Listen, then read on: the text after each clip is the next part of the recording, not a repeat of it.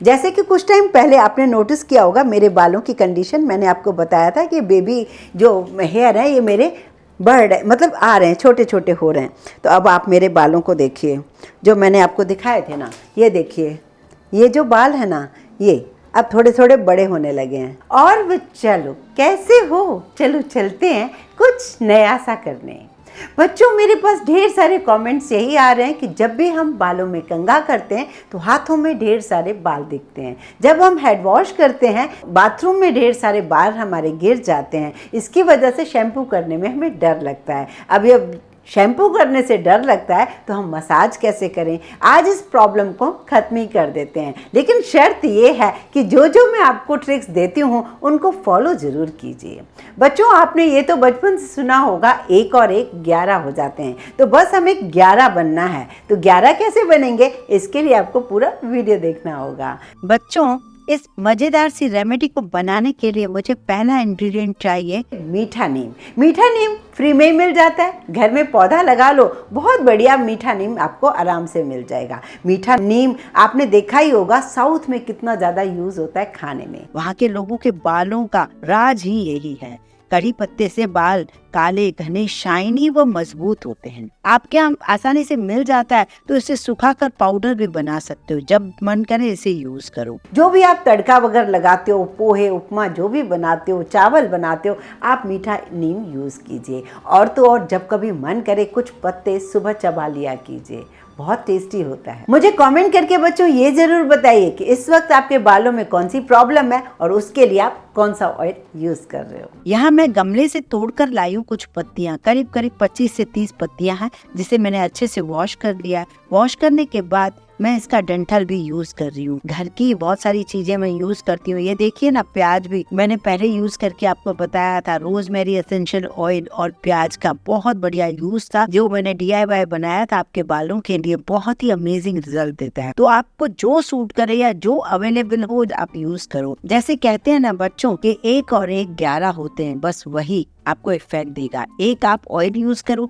आपके बालों पर डिपेंड करता है कौन सा ऑयल आप यूज कर रहे हो। रात को मसाज करो, हल्के हाथ से मसाज करो। सुबह जब आप हेयर वॉश करो तो हेयर वॉश करने से पहले आप अपने मनपसंद शैम्पू को यूज करो। अक्सर ऐसा होता है ना, मैं आपसे कहती हूँ कोई माइल्ड शैम्पू यूज़ कीजिए या फिर कोई दूसरी चीज शैम्पू के बदले कुछ ऐसा यूज़ कीजिए। तो आज ऐसा कुछ नहीं कहने वाली। आज आप अपनी मनपसंद का शैम्पू यूज़ करेंगे, लेकिन जैसे जैसे मैं आपको कहती जाऊँ वैसे ही कीजिए। एक बार मेरे कहने से इस रेमेडी को यूज करो, आपको बेहद पसंद आएगी। और इसे बनाना भी बहुत आसान है। मैंने इन डंठल और पत्तियों को ले लिया है और थोड़ा सा पानी डालकर इसे मैंने ग्राइंड कर लिया है।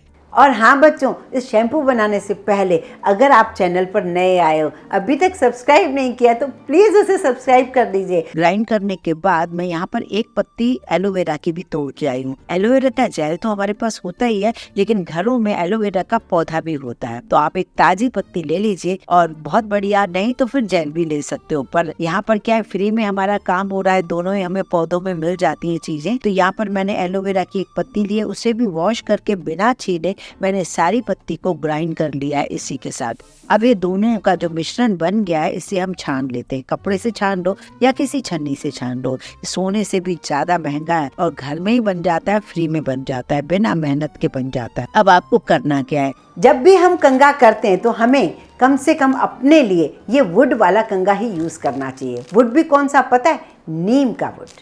जो नीम का पेड़ होता है ना, उसके जो लकड़ी से जो कंघे बनते हैं वो हमारे बालों के लिए बहुत ज़्यादा फ़ायदा देते हैं, बहुत ज़्यादा अमेजिंग रिजल्ट देते हैं। क्योंकि नीम आपको पता है बैक्टीरिया फ्री करता है हमारे बालों को, तो इसलिए हमें वही यूज़ करना है। अब बारी आती है कि हमें इसके जो यहाँ पे मतलब उसकी जो साइज़ होती है, हमारे बाल हाथ में ना आए, तो इसके लिए जो पतली पतली साइज़ है वो यूज़ नहीं करना चाहिए।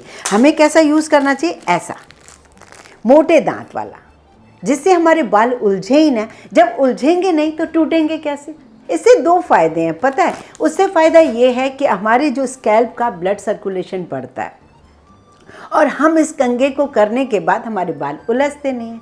फिर हम मसाज करते हैं, उसके बाद भी एक बार इस कंघे को यूज़ कीजिए।